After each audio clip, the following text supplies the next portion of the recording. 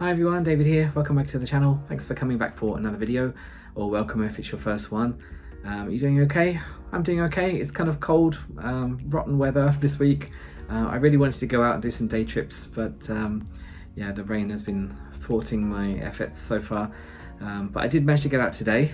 Today's video is one of my little field trips to Nakayama-dera, which is in Hyogo Prefecture. Hyogo Prefecture is next to Osaka, just to the west. And I was specifically in the Takarazuka area, which is kind of the more northern part of Hyogo. It's a pretty big prefecture though, so I didn't go that far. It takes about 20 minutes from Hankyu Umeda Station. So this Nakayama-dera is a famous temple. It's famous for its plum blossoms, which are blooming at the moment. Plum blossoms are not as famous as cherry blossoms. I'm sure you've probably heard of Japanese cherry blossoms, but the plum blossoms are kind of the first sign of spring, and they're fully blooming now. The season is a little bit longer than cherry blossoms, so you have a good chance to see them if you're in Japan at the moment. So I'm going to talk about that. So I'm going to show you around, show you the plum blossoms, show you the temple, and then after that I'm going to show you some special item, part of my special mission I've been chipping away at for several years. So I'm just going to hand straight over to myself. I'm going to do one of those narration videos and try and keep it all under 10 minutes, so see if I can manage that. So before we start, please like this video, please subscribe to the channel, leave a comment. Are you interested in this place? Where else should I go next? And also share this video to your Japan loving friends. So yeah, that's all. So I'm going to hand over to myself. See you on the other side. Okay, let's start our journey at Hankyu Osaka Umeda Station. This is a pretty big one because it's one of the terminals of the Hankyu Railway. I was here to get the express train on the Takarazuka Line, which goes into northern Hyogo, but I wasn't going as far as Takarazuka. The trains themselves are quite comfortable. They've got these quite plush seats. It's that velour, I'm not sure, very soft anyway, luxurious. Lots of space, lots of English support too. The displays are quite helpful. They use English and Japanese. A lot of trains go through this station, and you often go out at the same time as another train, so I don't know where this one's going. I think that's a limited express to maybe Kyoto. So this is quite a popular line for going towards Hyogo Prefecture and Kobe, and usually going across the Yodo River. It's the big river in Umeda. But I arrived at my destination, which was Nakayama-Kannon Station, which is the home of Nakayama-dera. As you see from that big banner, this is the Plum Festival at the moment. The plum blossoms are coming out. And just a few minutes walk from the station, you can turn this corner and here is Nakayama-dera. This is quite a popular shrine to visit for this area. So here's the entrance. Sorry, my camera's not very good at this contrast stuff, but it's quite a nice, pleasant little walk inside. There's a few little extra shrines on the side either way of this long pathway. This temple is famous for getting blessings when you have children, so they're praying for good health of young babies. And you can walk up the stairs all the way to the top, although unusually there's an escalator too. There's a couple of escalators that go to the main building. Here's the main temple building. There's a nice complex around here. You can see that big blue tower in the background. I'm going to come back to that a little bit later. Very beautifully decorated as well. I love the hand-painted look of these ones. The shrines do vary a bit. They might look quite similar to people who don't go to them very often, but yeah, very pretty inside. Even around the back, you can walk around here as well. Once you go to pray, you can take a look around the back. Lots of little side paths all over the complex. Some nice little knitted hats for those statues. And if you keep going a bit further back, you can finally, well, you can see that little statue, but you can also go up to see this big 5-storied pagoda.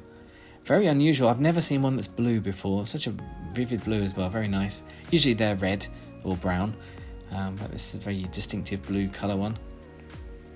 You can't go inside, by the way. This is kind of like a big shrine. I love the woodwork they do on these things. I don't know if they use that kind of no nails woodwork joinery, but anyway, very impressive and very beautiful.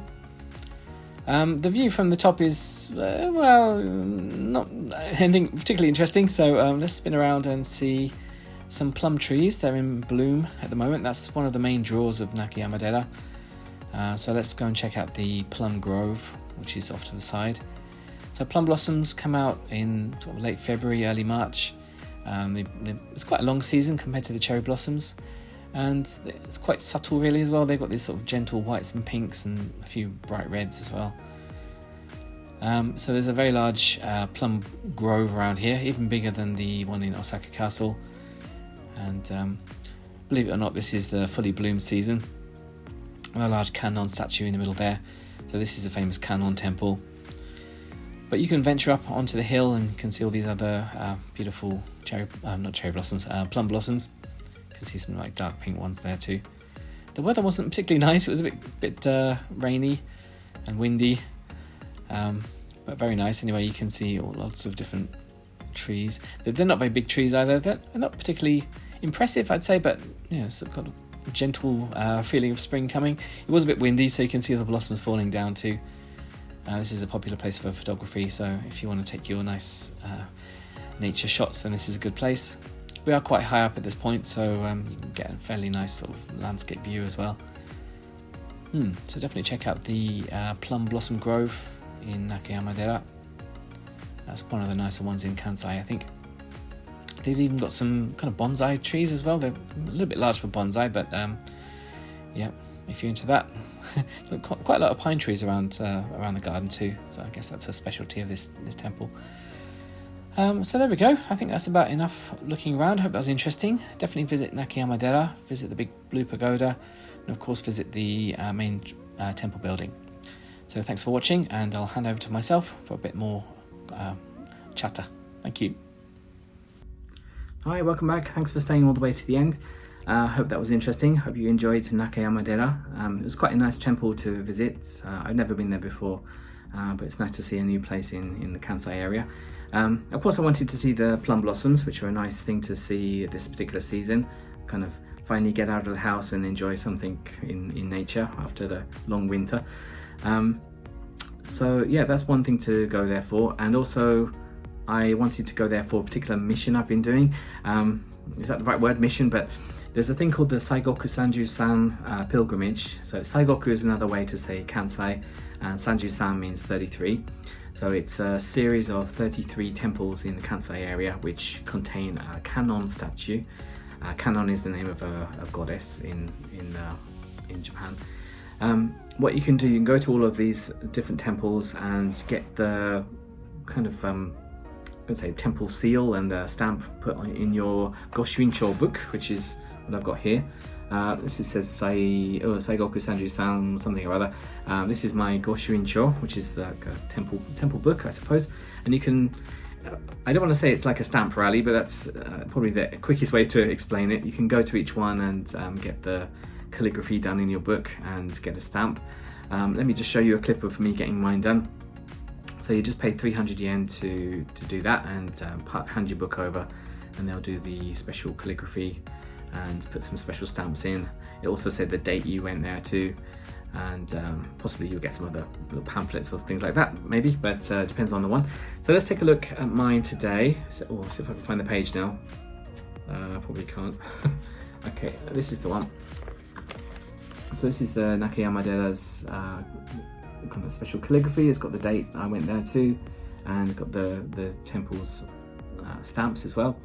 So you get these. This is a bit of an unusual book. It folds out. It's a bit like a concertina, so you can see it all kind of folds out like that. I don't know what that one's from, but yeah, if I spent a long enough time. I'm trying to do all 33. You don't have to do them all at once. I certainly haven't. It's taken me about 8 years maybe. When did I start? Maybe 2016, 2017. So finally I want to get this finished. I've done all the easy ones, but some of them are quite out of the way, so it's a bit difficult to go there without some special planning. So maybe that's my next mission after now I've done all the prefectures. So you get that in your shrine book. Also for these 33 you get a special little, I don't know what to call this, little token. And I think once you go to all of them and you collect them all, then you can frame them and display your, I don't know, your achievement.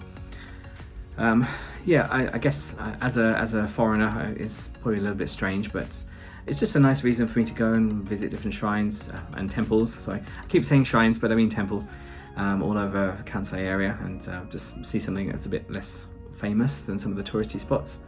There are a couple of kind of touristy ones on the list, but mostly they're a little bit out of the way and you need to make a special trip there. So probably not a good thing for tourists unless you're really keen, but yeah, definitely try that out if you're interested. Okay, I guess that's everything for today, so I hope that was interesting. Let me know in the comments if you want me to go anywhere else. I'm gonna go anyway, so might as well give you some ideas. Like this video, subscribe to the channel, and share this channel to your friends. That would really help me a lot. So thank you for watching. I hope I kept it under 10 minutes, maybe not, but see you next time. Take care, bye.